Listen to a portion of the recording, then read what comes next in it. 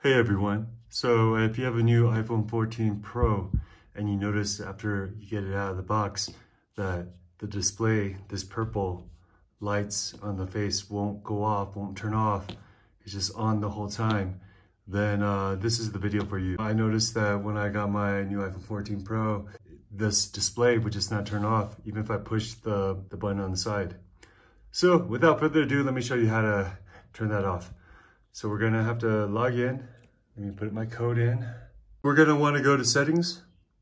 And after we get to settings, we're gonna want to go to display, right here, display and brightness. And when we get to display and brightness, then we're gonna go down to always on display. And you'll see it's enabled right now.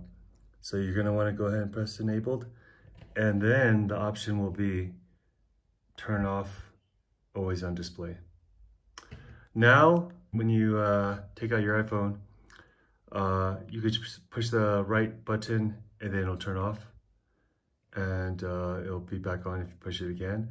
And it will also go off by itself. See, as you can see, it just went off by itself. So there we go, guys. I hope that helps. And if you have any questions or comments, please go ahead and write below.